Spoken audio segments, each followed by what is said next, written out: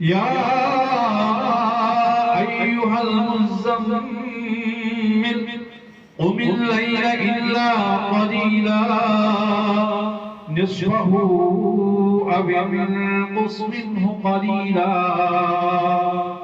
أو زد عليه ورتل القرآن ترتيلا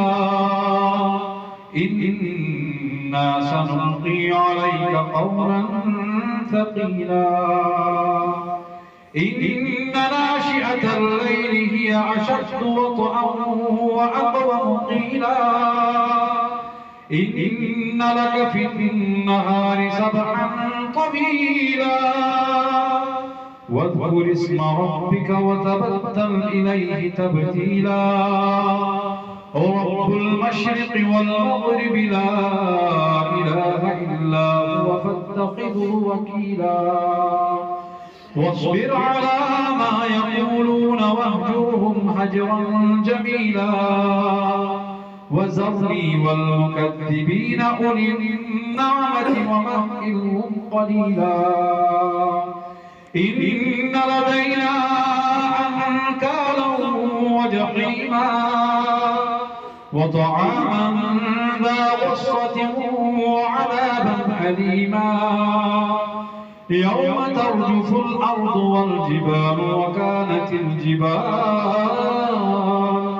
وكانت الجبال كثيبا مهيلا إنا أرسلنا إليكم رسولا شاهدا عليكم كما أرسلنا إلى فرعون رسولا فعصى فرعون الرسول فأخذناه أخذا وبيلا فكيف تتقون إن كفرتم يوما يجعل الولدان شيبا السماء منفطر به كان وعده مفعولا إن هذه تذكرة فمن شاء اتخذ إلى ربه سبيلا إن ربك يعلم أنك تقوم أدنى من ثلثي الليل ونصفه وثلثه وطائفة من الذين معك والله يقدر الليل والنهار علم أن لن تحصوه فتاب عليكم فاقرؤوا ما تيسر من القرآن علم أن سيكون منكم مرضى وآخرون يضربون في الأرض يبتغون من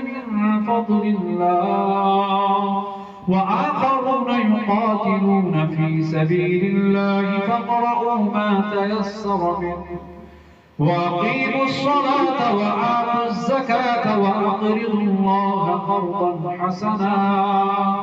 وما تقدموا لأنفسكم من خير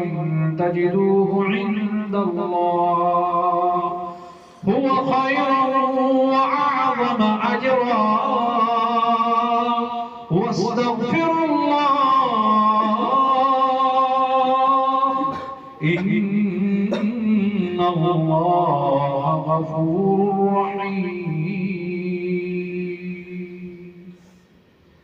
هو خيرا وأعظم أجرا واستغفروا الله إن الله غفور رحيم